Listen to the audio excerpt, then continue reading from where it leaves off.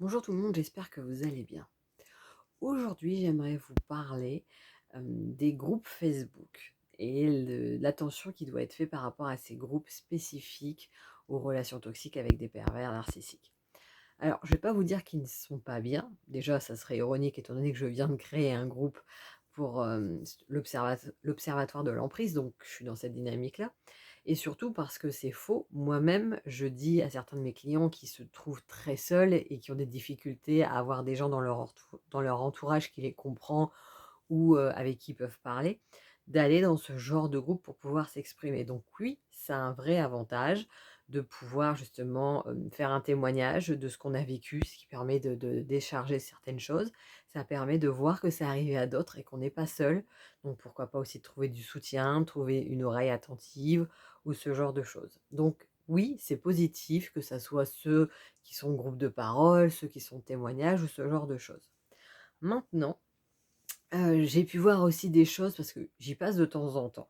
Très peu en réalité parce que j'essaie de prendre quelques minutes par-ci par-là entre 2, mais c'est vrai que ça c'est on peut facilement y passer beaucoup de temps et puis c'est pas mes groupes, donc je vais juste passer par là. De temps en temps, je vois, heu, une question où je sais que je peux répondre rapidement et j'essaie d'aider au mieux.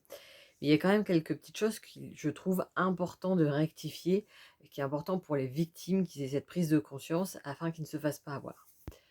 J'ai pu voir dans tes groupes des personnes qui justement, avaient quitté leur conjoint ou ami, PN et avaient des difficultés avec la vie quotidienne, c'est-à-dire à savoir ce qui était juste, pas juste et donc par exemple, avaient rencontré quelqu'un d'autre mais ça se passait pas au mieux, donc ils se posaient la question: «Est-ce que c'est normal ou pas?»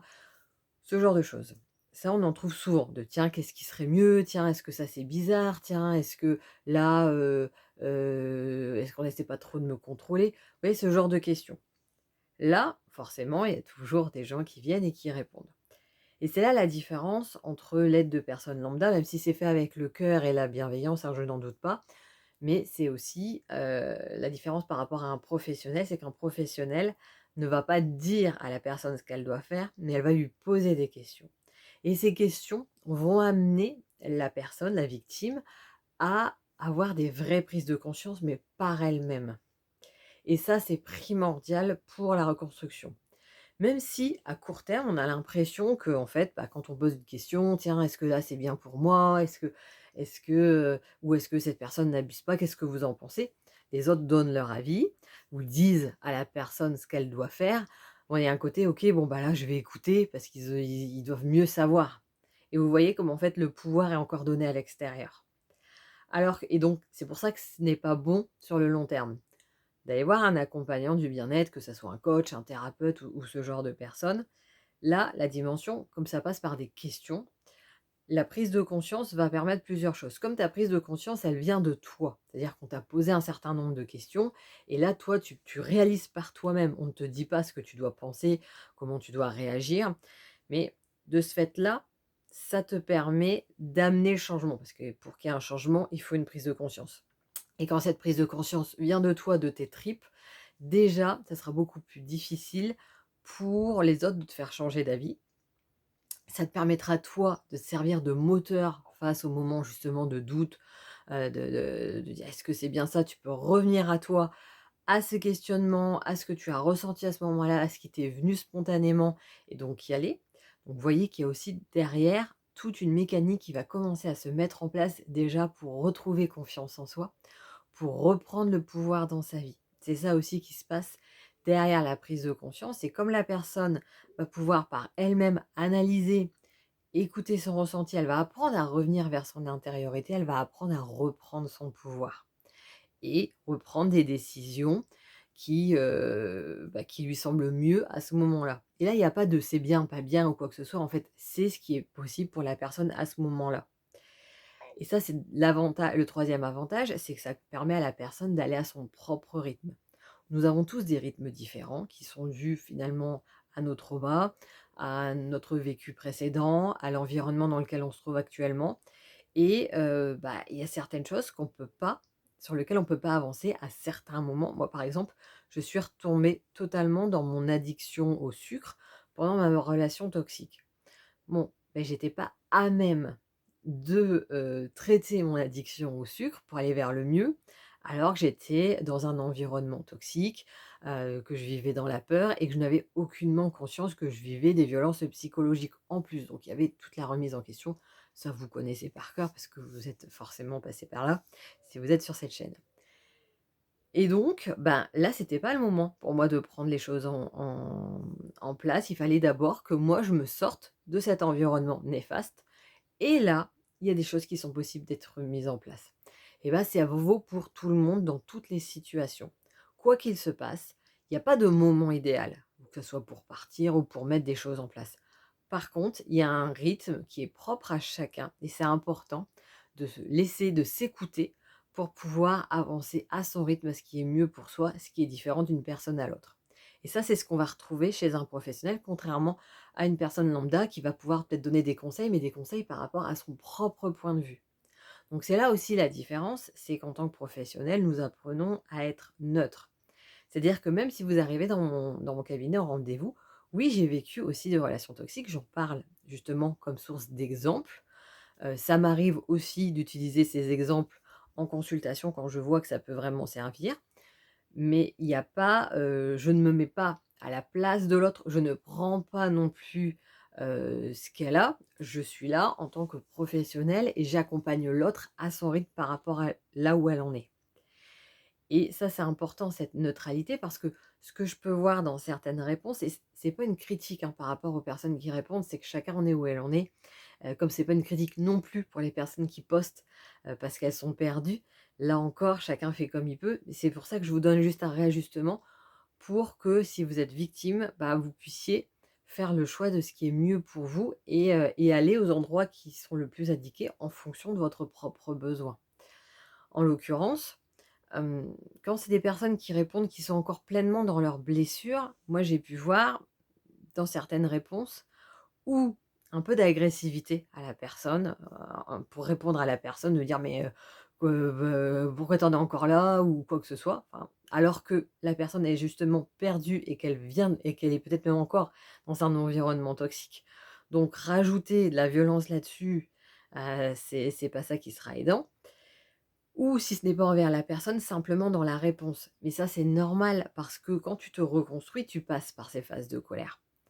Donc, on y est tous passés. Et donc là, dans la réponse, moi je le sens dans certaines, que énergétiquement, la personne est encore pleinement dans sa propre douleur, qu'elle répond pour aider l'autre, mais qu'il y a encore beaucoup de colère derrière. Et ça se ressent énergétiquement. Donc même la victime qui posait la question peut se prendre ça en plus alors qu'elle est déjà elle-même perdue. Et c'est pour ça que ce genre d'échange, bah, je mets mes limites. Justement, comme je le dis, j'ai oui, c'est bien des groupes Facebook. Moi, le mien, j'ai choisi que ça soit dans la continuité de cette chaîne pour comprendre l'emprise vis-à-vis des pervers narcissiques. Mais c'est vrai que je ne laisse pas la possibilité d'échanges personnels, de témoignages. Il y a des questionnements qui sont faits pour que les personnes aient cette prise de conscience, enfin du moins que ça commence. Mais derrière, il n'y a pas d'autre espace parce que je n'ai pas le temps, moi, de gérer pour qu'il y ait un vrai cadre, qui soit et bienveillant et sans jugement et d'avoir ces apports que je peux justement en tant que professionnelle. Ça me demanderait beaucoup trop d'heures par jour bénévolement et donc là, aujourd'hui, je ne peux pas le faire. J'ai l'intention d'essayer de créer quelque chose, où je compte sur le nom pour pouvoir faire des petits prix et pour créer ce qui me correspond pleinement. Mais ça se fera en temps et en heure en fonction, de l'évolution. Mais par contre, derrière, je sais que s'il y a des personnes qui ont besoin de parler et qu'elles ne veulent pas pour l'instant s'adresser à un professionnel ou qu'elles veulent aller voir un professionnel pour vraiment travailler sur leur trauma et ne pas trop, perdre de temps avec l'autre chose parce que limitation financière, oblige. Effectivement, il y a des groupes qui sont mis comme cercle de parole, donc j'ai pas testé cela, mais pour d'autres aussi où on peut trouver ces moments-là de témoignage ou de soi-même témoigner et tant mieux que si ça existe. C'est là que ça permet de voir quel est ton besoin. Tiens, ça c'est ça, OK, j'y vais. Maintenant, il y a une différence aussi à faire entre certaines choses comme ça où c'est tes besoins où tu réponds et puis d'autres moments où tu peux trouver que c'est plus facile de t'adresser comme ça, c'est mis de manière anonyme, tu vas avoir peut-être plein de personnes qui vont te répondre. certaines questions ont même des centaines de réponses. Donc voilà, c'est bien, ça te fait ce panel-là. Oui, mais derrière, un professionnel va t'amener sur une autre voie qui te permet dès le départ d'aller déjà vers la reconstruction. Alors c'est vrai que moi, les groupes Facebook, j'y vais désormais en tant que professionnel pour parfois essayer d'aider par-ci par-là. J'y suis pas du tout allée lorsque j'étais, victime. En fait, c'est l'avantage, j'étais déjà coach, lorsque je suis sortie de ma relation toxique et donc j'étais entourée de coachs, j'étais entourée déjà de thérapeutes et j'ai naturellement fait appel à ces personnes que je connaissais ou à leurs propres contacts pour tout de suite me faire accompagner.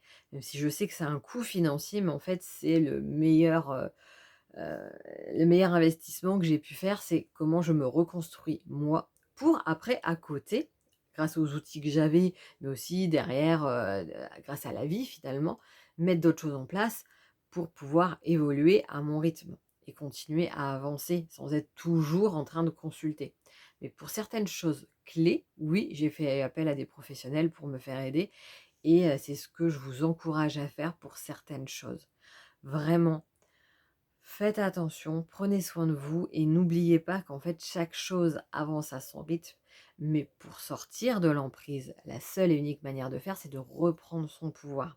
Ça peut sembler compliqué quand justement on a perdu le contrôle et que l'autre nous a renvoyé une image de nous étant nulle, incompétente, ne pouvant vivre sans l'autre. Et c'est pour ça que dès le départ de la prise en charge, de dire: «Oh, hop, hop, non, non, en tant que professionnel, non, non, moi je suis pas là pour, te dire quoi faire, mais je vais t'aider à prendre conscience. Comme dans mon accompagnement pour quitter son conjoint pervers narcissique, ma première partie qui s'appelle prise de conscience, ce n'est que ça, c'est des questions.